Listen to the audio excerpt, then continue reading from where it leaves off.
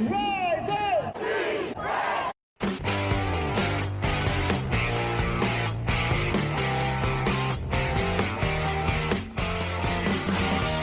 This is the Rise Up See Red podcast, all about the Arizona Cardinals and the NFL, featuring insider and outsider perspectives. Enjoy the best hour of Cardinals talk on the web. Now here are your hosts, Jess Root and Seth Cox.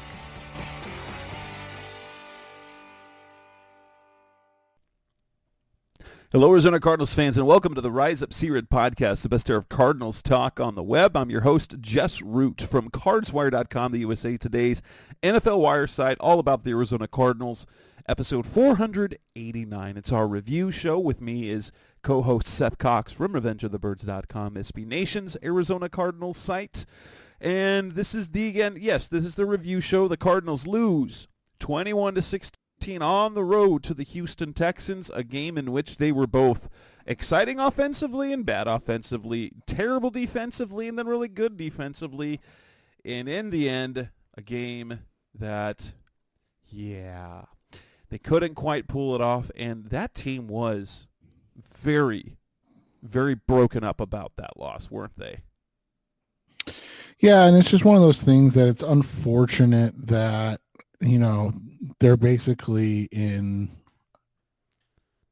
what would you say? Probably week 4 of training camp preseason, basically form with Kyler, and it showed up in a couple big throws that he just missed. And, it's just a rhythm thing, and it's just a situation where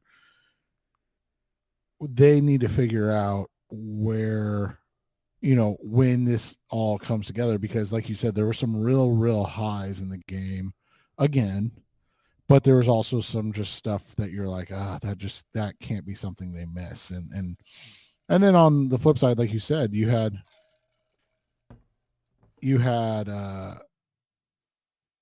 him just, or you had the defense just look completely lost in the first. Literally just looked like they couldn't stop a runny nose, and then in the second half they don't give up any points, and you're like, oh.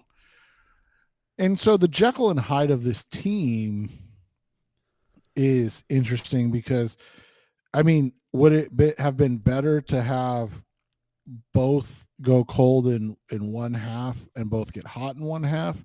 Could you have rode that to a win more than the offense kind of going? And the ironic thing, and something we'll talk about, is that some of it was just decision making, or maybe overuse of analytics, because they really kind of screwed themselves. And I get it from the perspective of, okay, how long can this defense hold out against what had been a great Texans offense?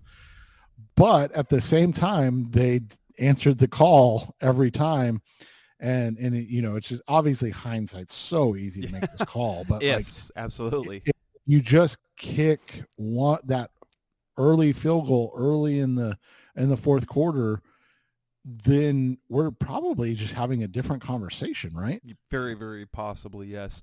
We want to talk about specifically Kyler. We're going to talk about who we're going to blame. Seth's kind of brought up a bunch of those things. What are we going to blame for this loss? We're going to talk about how close are they to being the team that they want to be this year. And we got more injuries and more adjustments coming. So let's start with the play of Kyler Murray. My goodness, didn't it look like he was going? Well, we both were like, yeah, this is going to be based on what we'd seen from the Texans pass defense. We expected a bit of a shootout. Honestly, we did. We expected a shootout. We expected the Cardinals to be able to pass the ball pretty well, and that it would be kind of an electric game. And it started that way with technically the second play from scrimmage, but third because of a penalty.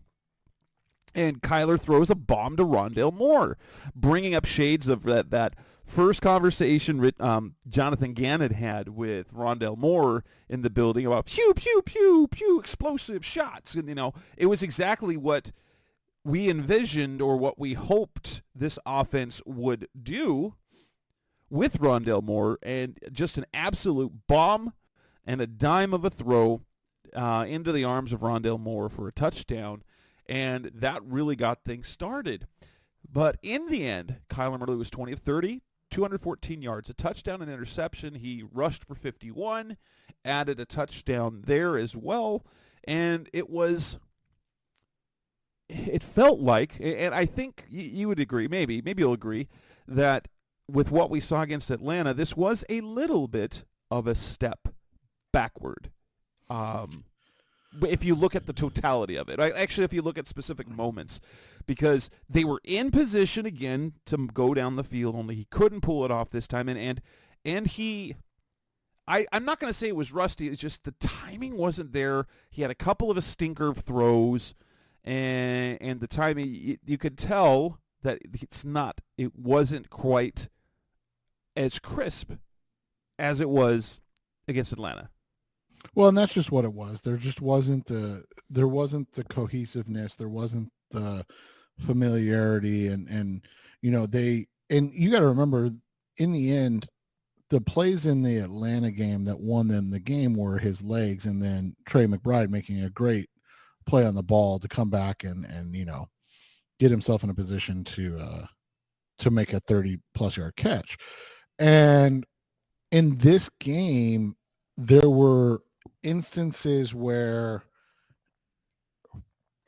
Kyler missed throws. I mean, obviously the easiest one to point out was the fourth down throw to McBride. I'm not even sure. There was another throw to McBride that was just an absolute stinker. Like came out of his. I don't know. On replay, I thought maybe it gotten tipped because it didn't look like at the beginning, but it just looked like it just wobbled out of his hand and went to the ground. But yeah, it was. And he said it was bad. It was bad footwork. He didn't get clean with that. But yeah, the McBride form, even the throw to Hollywood, was just. It was a really great play by Stingley, but. And it's been that case. Hollywood has been the most unlucky receiver. And Kyle Odegaard kind of tweeted like, Hollywood would have 3,000 yards this year right now at this point if his quarterbacks could hit him when he's open. Right. Kyler needed to put more on that ball, let Hollywood get under it. And it was in a place where Stingley was able to make a play on it, just took it away from Hollywood. And Hollywood, frankly, just isn't a physical enough receiver to play defensive back and to break up a play like that. Not at all. And so you go back and you look at the end of the third, start of the fourth quarter, and you just look at it. You have them getting to their own 43 in 3 plays, and then you have the really nice play by Dortch. Then you have a 3-yard loss, right, to James Conner, and then Kyler completes a pass to Elijah Higgins that they overruled and say it's incomplete. Okay, they decide to run a quick draw. They get 10 yards, and now it's 4th and 3, and you're thinking, oh, well, they're obviously going to go for it, right? Like, it was obvious. But you go back, and this is obviously the hindsight we're talking about, right? But you go back and you say, all right, this is a 4th and 3 from the 23. There's just under 13 minutes left in the game. And you kick a field goal there, and it's 21-19. Obviously, we have no idea if the game plays out exactly the same or anything like that. But there were a couple instances. Obviously, the first one, they basically get a 3 and out and then get screwed on what was one of the worst calls I can remember. My gosh. And, the old ball don't lie thing happens, and they get, Chris Barnes. Yeah, so luckily, they were fortunate enough that botched play didn't matter. But right. What in the world? Like, you know what the officials did, and this I know this is where from if people you're listening, you don't know what we're referring to. It was the punt that was ruled that hit. Starling Thomas? Yeah, and it actually hit a Texans player. and Thomas's reaction is what you would expect of someone who knew that he didn't touch the ball, because then the ball's free. If he was worried about all that he had touched it, he would be trying to recover it. But in that situation, the ball bouncing free, if he tries to jump on it and land on it and it scoots out at all, then the Texans, who had like 5 players right there, and the officials, they ruled it touched the Thomas, and as a result, then because it was a turnover, then they could review it. But then they didn't overturn it on review, even though we thought like it looked pretty obvious that it wasn't Thomas. And obviously you were watching the broadcast as well. I mean, even Gene Steratore was kind of like, I don't know how they came back with this being the, and it happens. And like I said, it ended up not mattering. But you think about that, right? So you kick the field goal, you force the punt. There's 10:50 left in the game after that play. If everything, and even if you get the ball to 25 or whatever, and then you go down and you're at the 45. Now that's a long field goal, but you have a choice at that point, right? So it's 21-19. You can kick a 60-yard or 61-yard field goal, or there's 7+ minutes left in the game, and you can make a decision and say, hey, we're going to punt and pin them deep and kind of force them to have to go the length of the field to ice the game. And again, they make a great play. Obviously they go for it. It doesn't work. That's the play that Jess was referring to when Kyler just didn't get his feet right and missed Trey McBride wide open over the middle of the field. That's on Kyler. I mean, there's no question about that. Then they get the ball back, and again, Houston gets the ball back, and again, they play great defense, and Antonio Hamilton injures himself intercepting a pass from Tank Dell. Poor guy, just cannot stay healthy. But so now they get the ball back with just under 5 minutes to go, and now they've got to go 81 yards to win the game. They only had 2 timeouts left.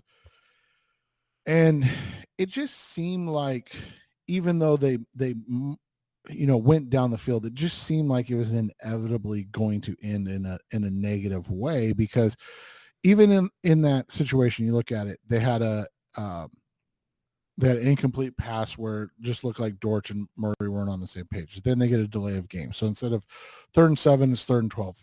They get the pass to Marquise Brown, right? Next play, they get the pass to Dortch, 31 yards. And that kind of sets them up, and you're like, okay. And then they come back and they throw, they get another first down. And then coming out of the 2-minute warning, and this was the most puzzling one to me, they throw a screen or like a swing pass to James Conner, and they lose 5 yards. And now it's 2nd and 15. You really can't afford to take a timeout there. And you look at that, from that play until the next play ran, it took them all 35 seconds. And they only got a 7-yard completion to Jeff Swaim. So now it's 3rd and 8. And, we talked about the last 2 plays. Christian Harris made a great play, a linebacker that deep in coverage. That was a great play by Christian Harris. Sometimes you have to nod your, tip your cap to the defense. And then the last play was just one, he tried to heave it up. They went all out blitz, cover 0. I don't know if it's on Kyler or the receiver to recognize it and run a hot route on that, but nobody did, and he tried to throw it to Marquise Brown incomplete. But, you look at it, there were 2 big plays that I thought kind of changed the momentum, and one of them was on Kyler, and we've talked about that. The other one was on Greg Dortch, and Dortch had a really nice game.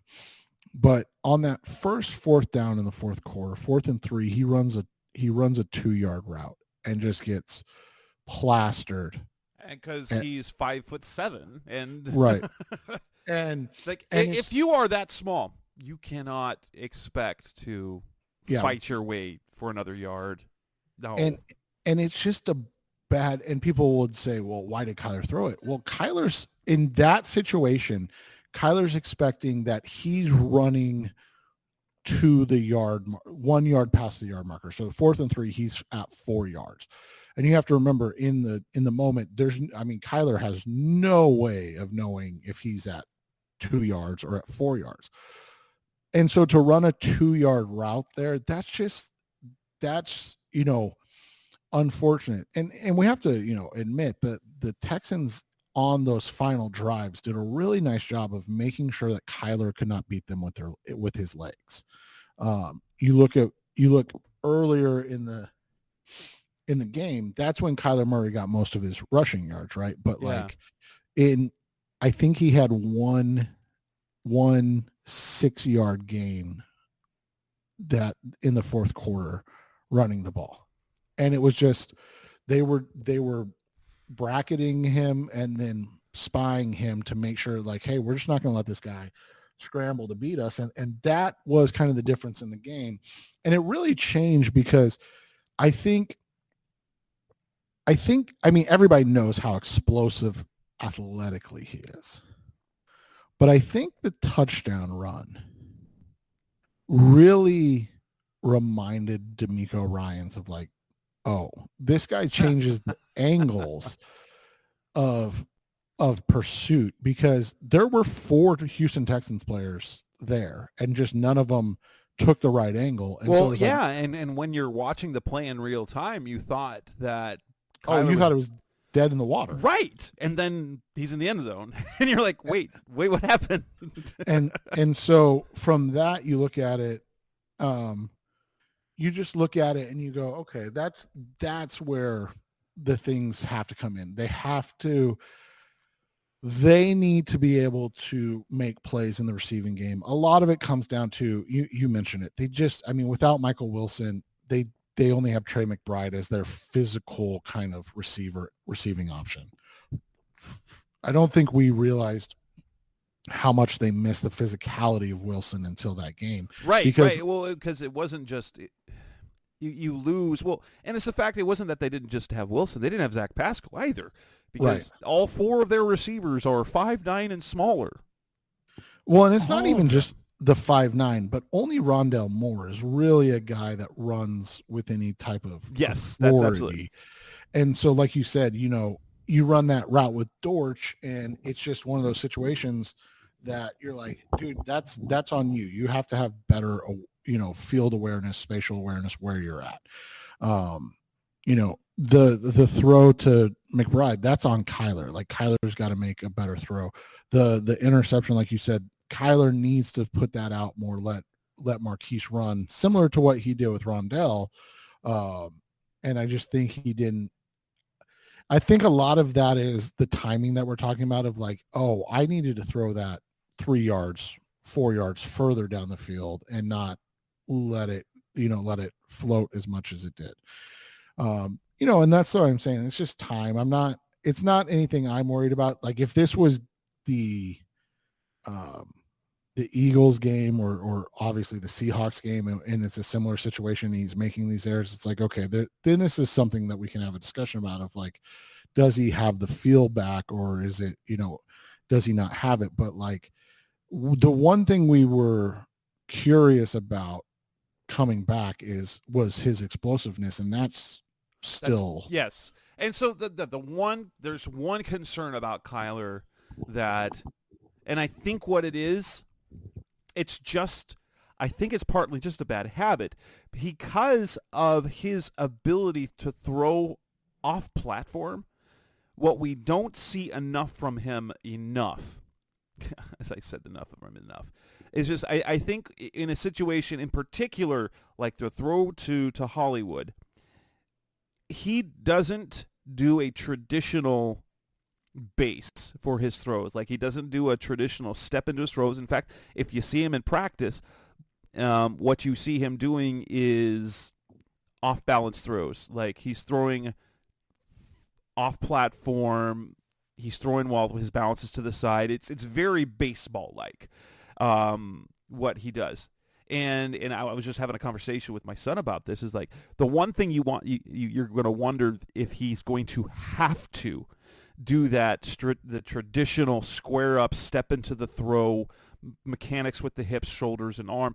As he gets older and his arm strength diminishes, he's going to have to do that more. And I think that's the one bad habit he could do a little bit better, is to, rather than rely on his ability to throw from any platform and angle and balance, is on those particular throws. And a lot of times, even on the deep throws, is he's getting rid of it real quick, and it's almost all arm, and it doesn't even look like a traditional wind up and throw stepping into throw. It's all upper body. And I think that's the one thing that he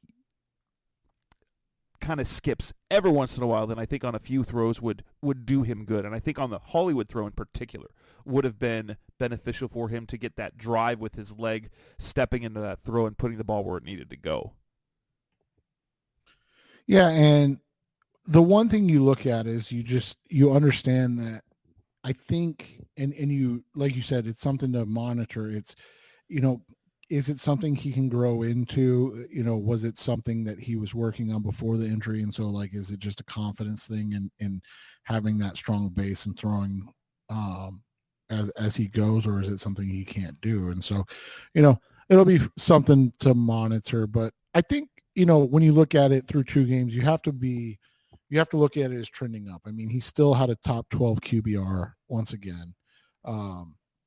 He still put them in a position to win the game again. And like we said, I think, and obviously the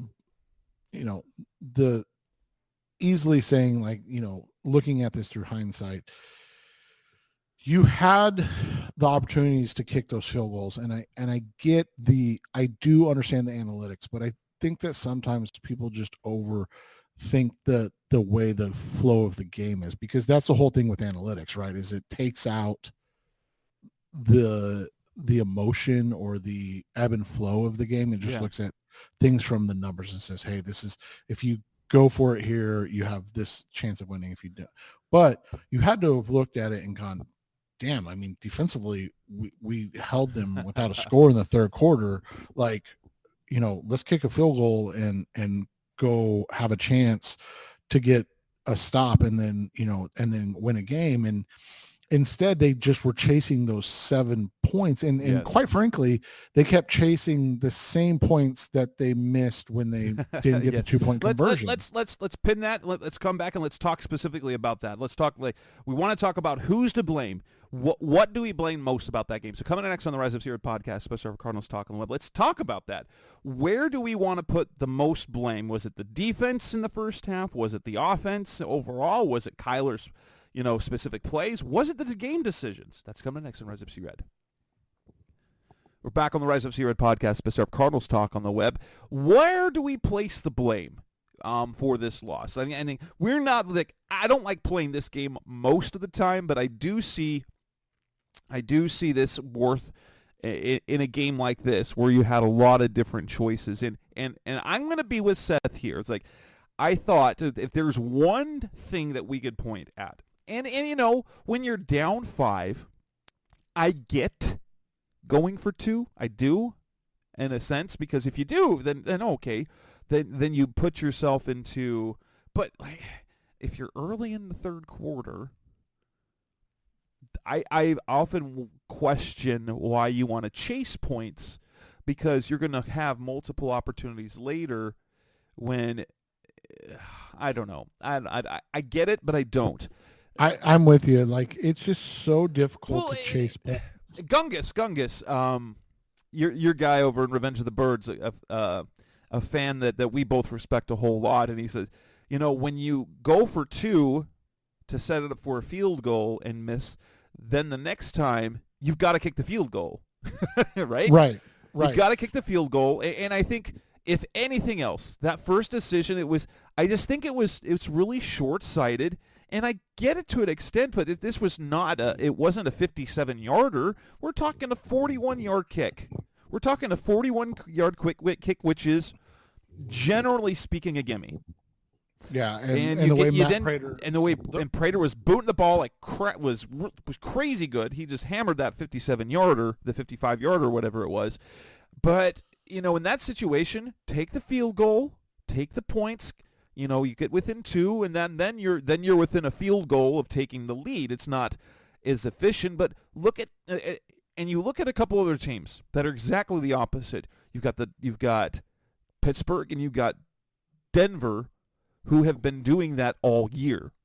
Right. And so, you get into field goal rate, you're like, okay, we'll kick a field goal. We're just going to keep this close, and then we'll try to make plays late, rather than trying to get everything early. And I get it, because if you convert and then you score a touchdown and you take a lead, you then can change your game plan a little bit, because then you're playing from ahead.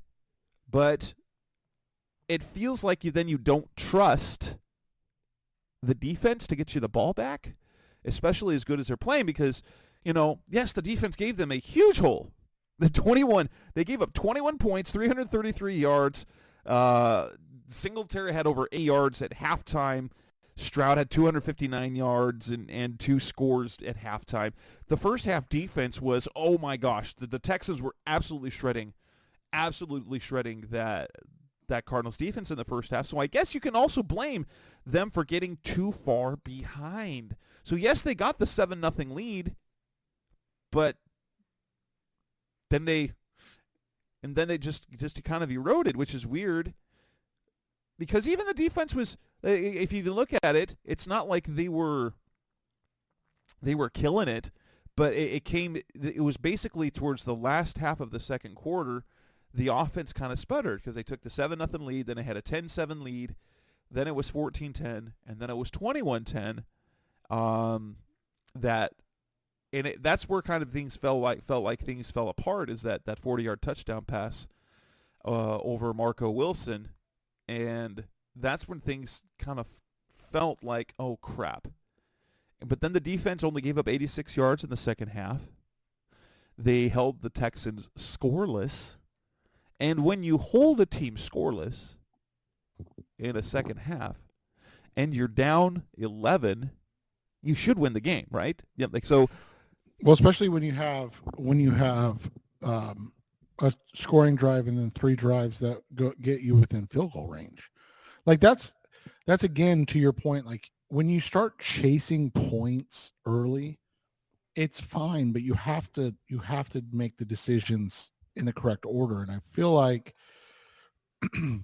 that was probably, and I know you just, spelled it out in a much more eloquent fashion, but that was probably one of the bigger mistakes of the game, because instead of just putting yourself in a need to kick a field goal, and let's be honest, that was probably the overall difference in the game, right? Like, yeah. Instead of just needing to kick a field goal like last week, you're now chasing a touchdown. So everything about your play calling changes. Absolutely. Imagine if they were down 2 points and they were, it wouldn't have felt like that scramble at the end. And that's right. Now, granted, had they gotten within 2, we don't know how the rest plays out, right? Or even if they had just kicked the first extra point. And that's like, I understand the mathematics of it, but with 30 minutes left in the game, or 20 minutes left in the game, or 25 minutes left in the game, it feels like that extra point, like, do you think you're only going to get a field goal after that? Because ultimately, don't you want to stop them and score more points? Right. Yeah, they played it like there was no chance that they were going to get a stop. And that's what the disappointing portion of it was, is that they put themselves in a position where they had a chance and they kind of blew it. And honestly, they've been bad at 2-point conversions this year. They've been bad. Yeah, and you would think with Kyler back it would have been a little bit easier, but yeah, they, like you said, it was probably just a bad a bad sequence of events overall. And so if I'm going to place blame, that's the one thing in terms of coaching. The coaching decisions made it harder because they were in scoring position. Now, they were like, yes, that fourth down throw was bad. That should have been a play. And we've heard like years ago, Bruce Arians, when it was a questionable decision, but the play was there, he doubled down. No, it was the right decision. The players needed to execute. And so, at some level, yes. Okay, at some level, that does make sense because if the play was there, Cliff said that sometimes too. We liked the look. That was the right play. It just didn't happen. It wasn't executed right. But if you're in a situation, you have to execute. You've got to execute that. So it's kind of the whole thing. And should you give up 333 yards in the first half? No. But you also shouldn't only score 6 points in a second half with your starting quarterback back.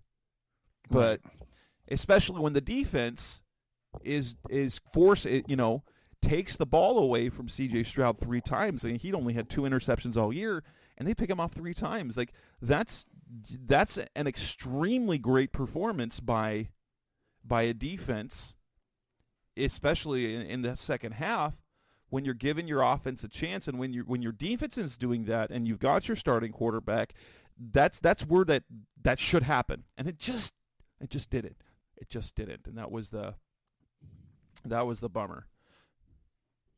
Yeah, and it's just interesting to see that they're in the position now, and it's, I really just do think it's about time and cohesiveness, and as that continues to grow, that they'll be in a better spot, and they'll be able to pull out some wins because, like we said, you're probably looking at 2 to 3 being the goal, and now 6 games left, and that I think 2 to 3 is still a realistic goal.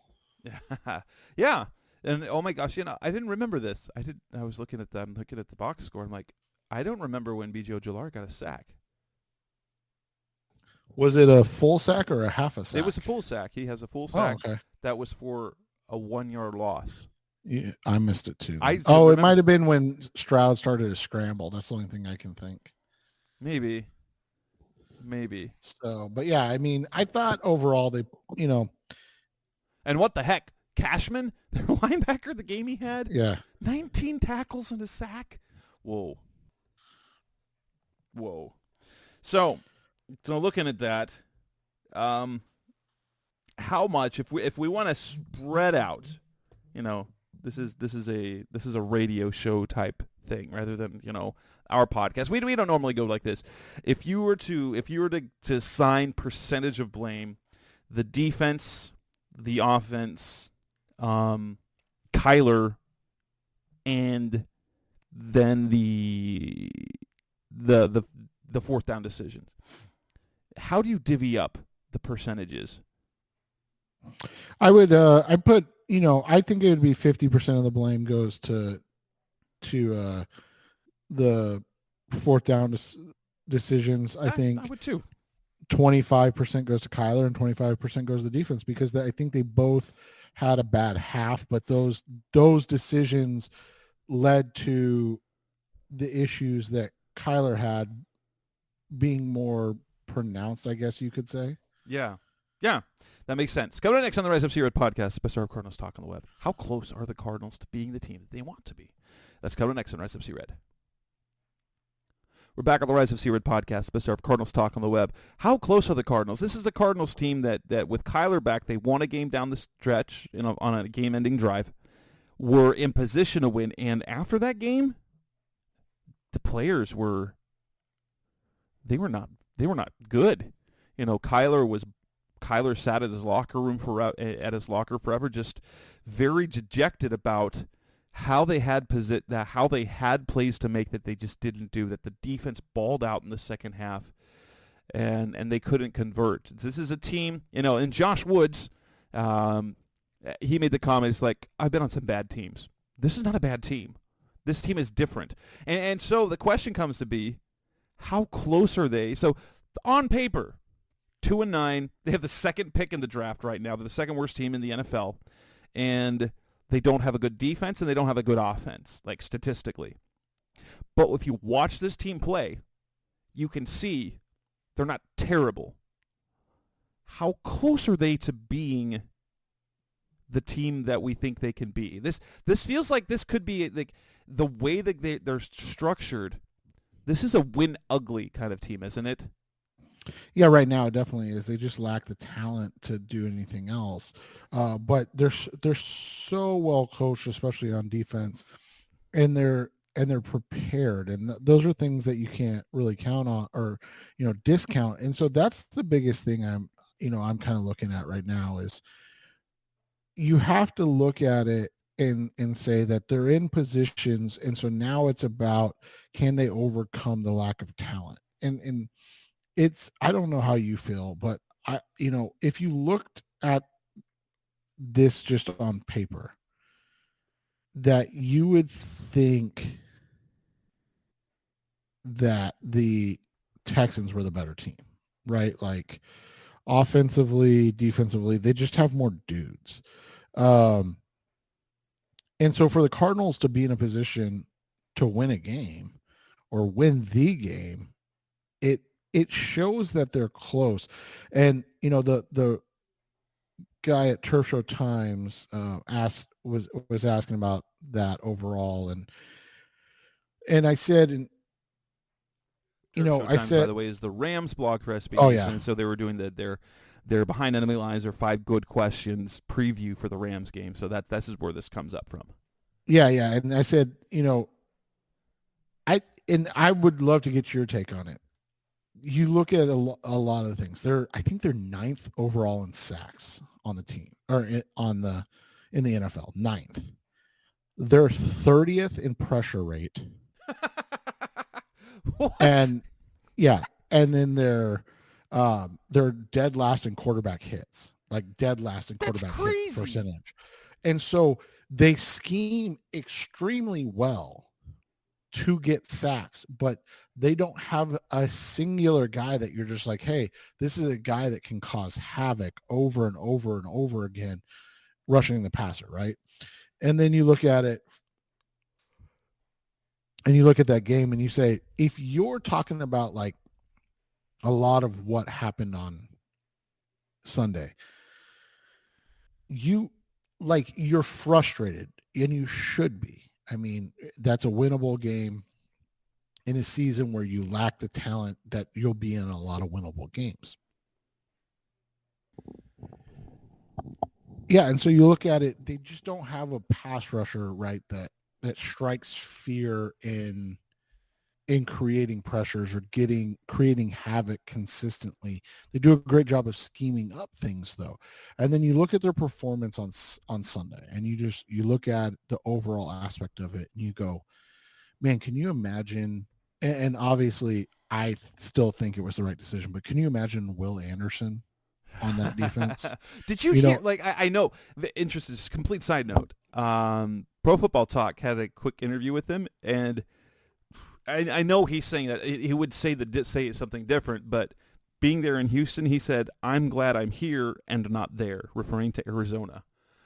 But I mean, I don't doubt it at the time. I mean, the thing is with D'Amico Ryans is he's a very appreciated coach, and so the culture he's building and the unknown of what's happening in Arizona, before Gannon got there. I mean, it kind of makes sense, but I think it's changing, especially the perception, because I mean, Gannon has the respect of a lot of people, and the way that his team has played.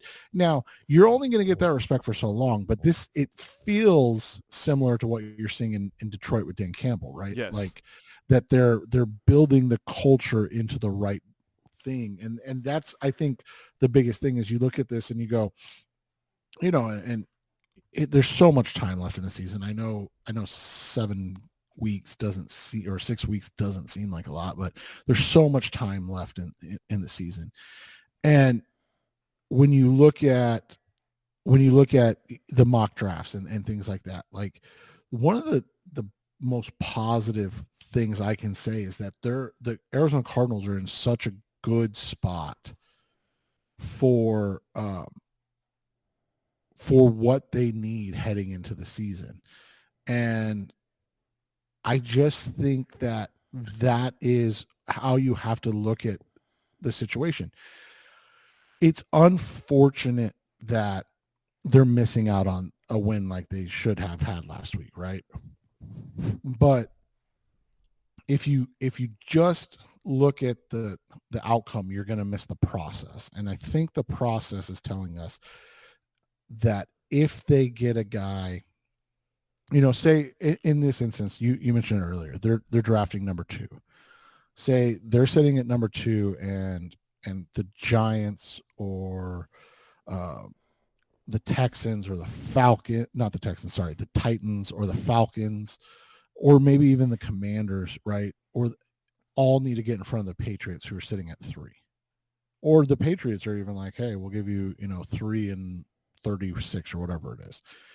You can make that move and move down, and you can get, maybe you miss out on Marvin Harrison Jr. and he looks like he's going to be phenomenal.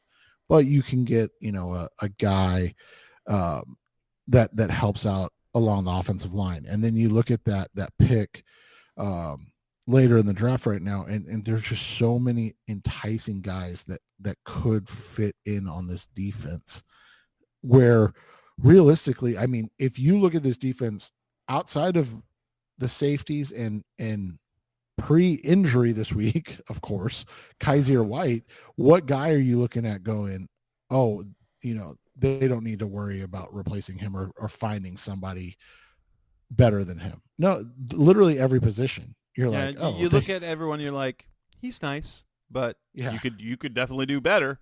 Like everyone in their front 7, except for White, you're like, you could do better. Yeah, and so that's how you have to look at this. Like, it sucks. Trust me. Jess and I have been fans forever. Long. Jess has been covering the team for over a decade now. I've been in for covering them for about a decade. It's much more fun when we're having conversations about competing for playoff positioning and things of that nature. But the reality is right now that they just lack the talent. And so if the process, or you're lamenting things like, oh, they should have won that game, but then you can look at it and go, man, if they just had a guy at this position or a guy at this position, that probably changes the outcome of the game. And that, to me, is why I'm like, I hate it. I hate that they lost. I hate all of that. But at the same time, I'm going, all right, maybe having the second or third pick, or the second pick, isn't the worst thing in the world, because you kind of control the draft. Like, you're able to manipulate and like the draft. Even if you're dead set on Marvin Harrison Jr., okay, you have the number 2 pick, you can do what Ossenfort did last year: trade back, trade up, if that's who you really want. And apparently, they really wanted Paris and future picks, so I'm sure Will Anderson was on their radar, but if given the choice between Anderson and normal picks or Paris Johnson and many picks, they were like Johnson they felt that Johnson is a good enough cornerstone tackle that you're like, yeah, he's worth that. He's worth that still. And so that's the way you have to look at it. And I think right now this is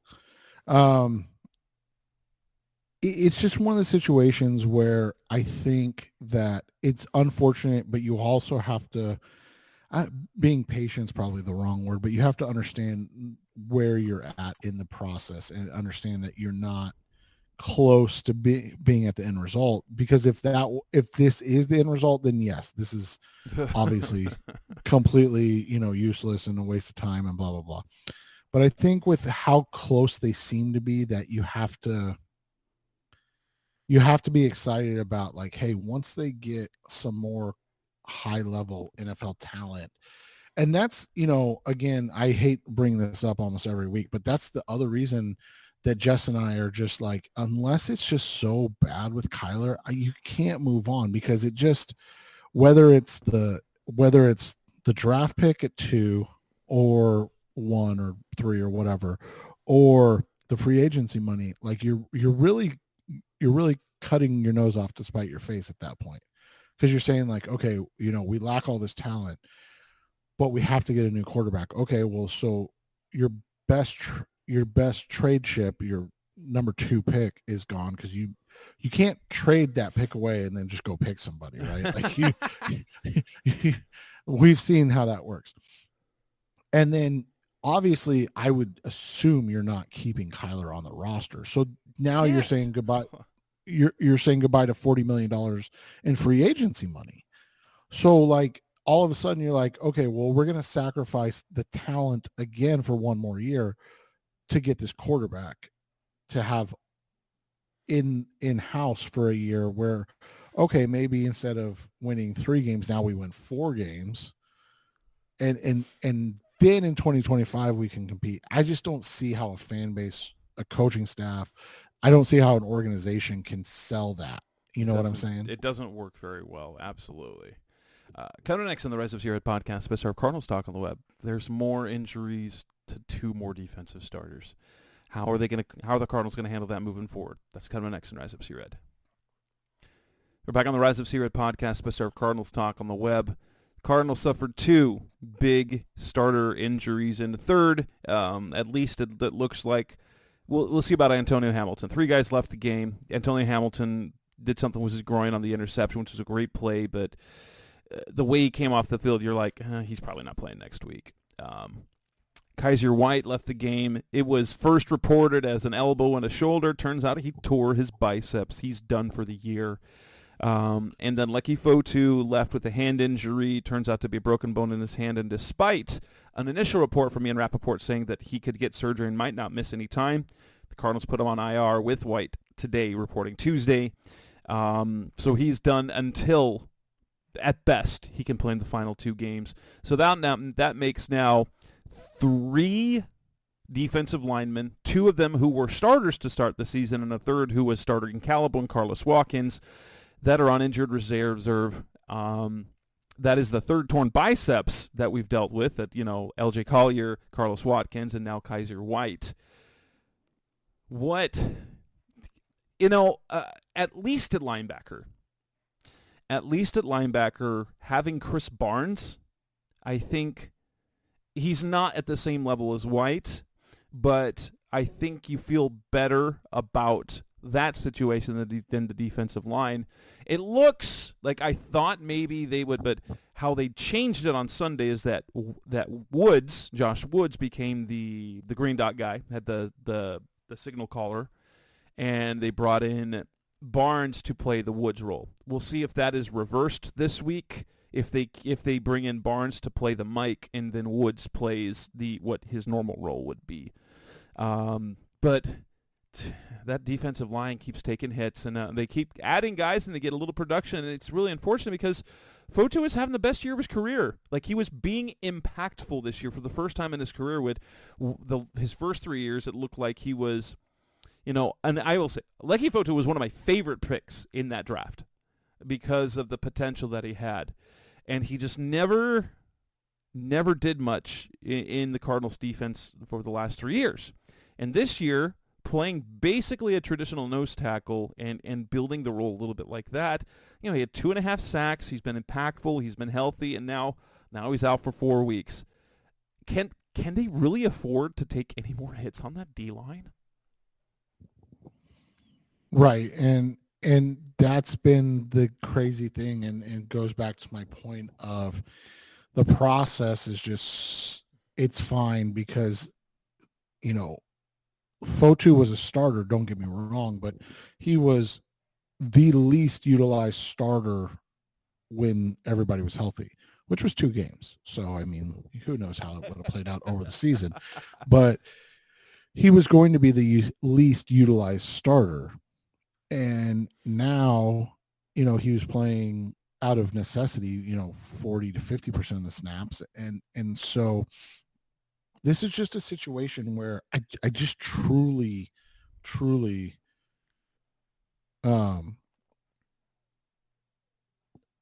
it just seems like we can't get a break in this situation.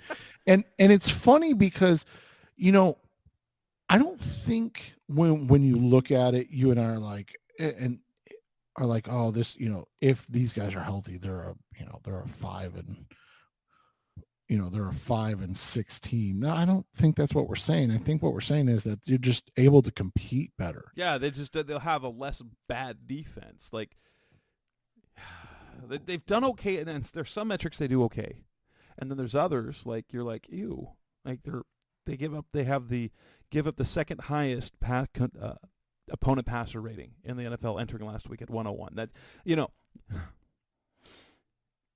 at a passer rating against of 101 context, and they had a historically bad one back in 2018. It was like 109, but 101. This basically, on average, every quarterback is a Pro Bowl All-Pro against you in terms of passer rating, as opposed to back in 2018 or 2019, 20. I don't remember which year it was, and they were giving up like a 109. That's like opposing quarterbacks were Hall of Famers against you for an entire year.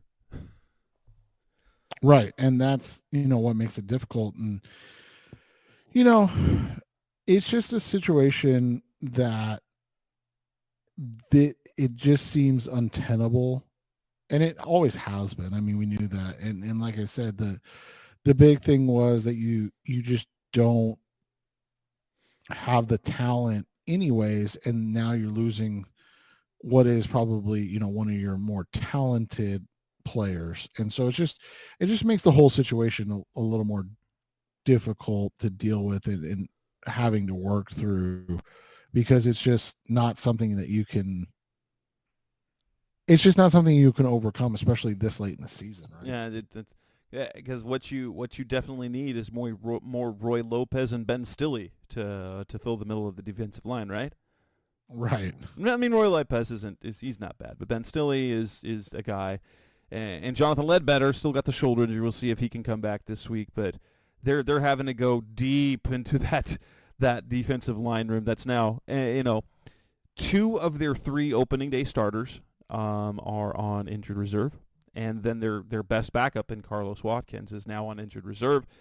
To go with Fotu, they've missed basically, you know, Ledbetter's missed games. You also had Kevin Strong. I think he missed a game on top of the games that you already missed. And so now you're down to like defensive linemen 4 through 9, like in terms of the depth chart. And it's just, at least on even like Chris Barnes immediately came in and made a big play. And Chris Barnes was one of those really underrated signings. He's not dynamic. Like, I will say this, Kaiser White is a tone setter. He is physical. He's a dog on the field. Like when he gets in the mix, he's trying to inflict pain and take the ball away. I think he leads the teams in tackles for losses, which is good. That's impressive from that Mike linebacker position. He's making plays. He's a defensive captain, and so we're going to see if they can continue to compete at least defensively, while hopefully the offense can pick up. And I think with that, I think we can wrap up this edition of the show.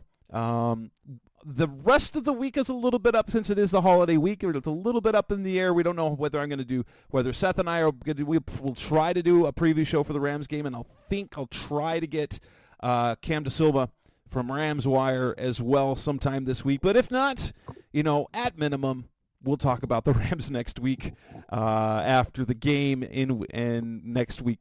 So maybe a show or 2 coming up the rest of the week. That's Seth Cox. I'm Jess Root. This is the Rise Up See Red podcast. Of course, thanks for listening as always. Thanks for listening to the latest edition of the Rise Up See Red podcast. Listen to previous episodes and subscribe to the show on Apple Podcasts, Stitcher Radio, Audioboom, or many other podcast platforms so shows are delivered directly to your mobile device.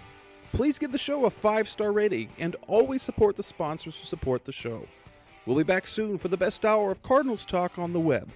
Rise up, Red Sea, be Red, See Red, and of course, Rise Up, See Red.